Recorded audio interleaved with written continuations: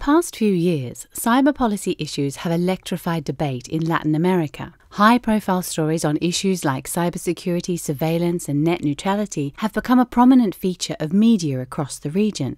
By the end of this video, you'll have a better understanding of the cyber policy landscape in Latin America, where relevant policy issues are being discussed, and how to engage in these debates. Let's start with a bit of context. Many countries in Latin America went through dictatorships in the 20th century and are still relatively young democracies. But the last few decades have seen the rise of strong human rights movements all over the region. And while the strength of civil society varies widely from country to country, often reflecting other inequalities, these movements often work across borders facilitated by shared languages. Increasingly, human rights defenders are engaging with cyber policy issues, which are quickly rising up the political agenda in Latin America. With over half of its population now online, the region has experienced widespread economic and social development, fostered by greater connectivity. At the same time, dependency on internet-based platforms and services has created new security and crime-related risks. In the last few years, the region has spearheaded many pioneering cyber policy initiatives. The Brazilian Civil Rights Framework for the Internet, known as the Marco Civil, the Chilean Net Neutrality Law, and the Net Mundial Multi-Stakeholder Statement. But with growing political instability, more needs to be done to ensure a human rights-respecting approach to cyber policies in the region. So what are the key cyber policy issues for human rights defenders in Latin America? Let's start with cybersecurity. As we saw earlier in the series, this is an elastic term which can cover a range of issues, from cybercrime to technical standards, capacity building to data protection. Across the region, concerns have grown over criminal or malicious activity in cyberspace. This has sparked efforts across the region to develop stronger cybersecurity frameworks and measures and increase cyber capabilities. According to the ITU, 6 countries in the region have adopted national cybersecurity strategies, and at least 11 others are currently in the process of developing them. This has also led to a wave of new legislation and bills, particularly on cybercrime. Bringing legislation up to date is of course important, but in the absence of proper scrutiny from a human rights perspective, these laws could be used to justify measures which undermine freedom of expression and privacy, like legal threats against journalists, curbs on encryption, and mass surveillance. Civil society groups have pointed to the use of controversial monitoring tools, including FinFisher in 9 countries, as evidence of a growing surveillance culture in the region. But human rights defenders are resisting this trend. In Paraguay, for example, a data retention bill introduced in 2014 was defeated thanks to a landmark campaign mounted by TEDIC, a Paraguayan human rights group which reframed discussions to focus on metadata and privacy. As well as cybersecurity, a number of other cyber policy issues have captured the attention of policymakers in the region. Over the last few years, many countries in Latin America have made important steps forward in adopting strong net neutrality provisions. In fact, Chile was the first country in the world to pass a law recognizing net neutrality. The looming ratification of the Trans-Pacific Partnership means intellectual property is likely to remain a hot topic. This agreement is likely to open challenging debates on a range of human rights, including freedom of expression, the right to information, and privacy. Data protection is also a key area of concern.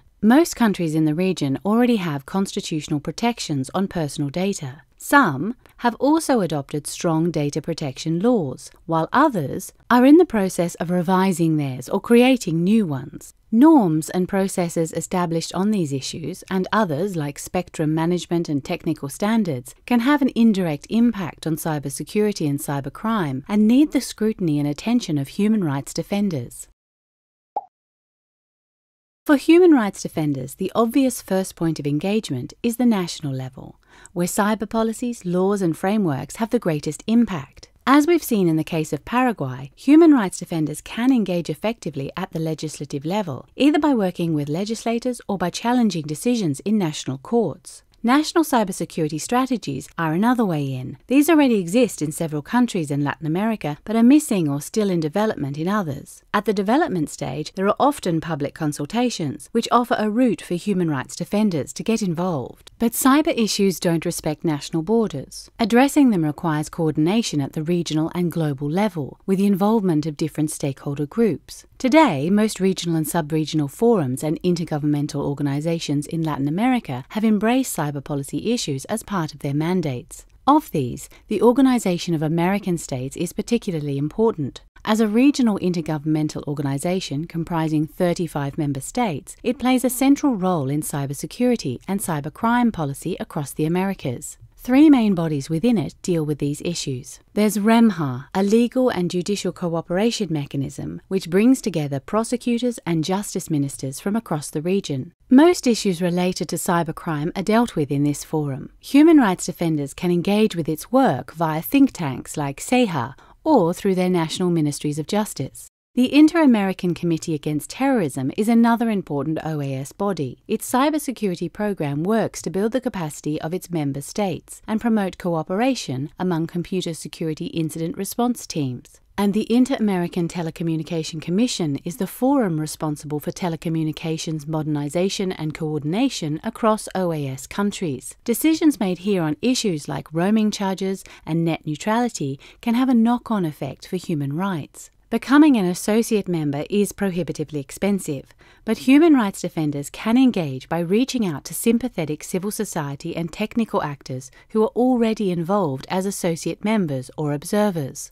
Bodies dealing with technical issues are another important part of the landscape. For instance, the Latin America and Caribbean Network and Information Center, one of the 5 global regional internet registries, allocates IP addresses in the region, provides technical services to regional internet service providers, and plays a role in coordinating regional CSIRTs. Human rights defenders can get involved by contacting the forum's technical committees and taking part in the initiatives supported by its regional fund for digital innovation. Legal routes are also open at the regional level. Here, the Inter-American Human Rights Commission is the key mechanism. As a human rights defender, you can use it to bring cases to the Inter-American Court of Human Rights, which has the power to enforce sanctions on countries. Its rapporteur on freedom of expression is also an important channel. You can ask them for an audience, request intervention on specific issues, and feed into their reports, which cover a wide range of cyber policy issues. And out of the many non-binding forums in the region, the Latin American Internet Governance Forum is a place where human rights defenders can learn about emerging cyber policy issues, exchange best practice, and develop collaborations with other stakeholders. These are some of the most important forums dealing with cyber issues at the regional level. But norms and frameworks developed at the global level have an impact too. For instance, Panama and the Dominican Republic have already adopted the Budapest Convention on Cybercrime, and a number of other countries, including Argentina, Chile, and Peru,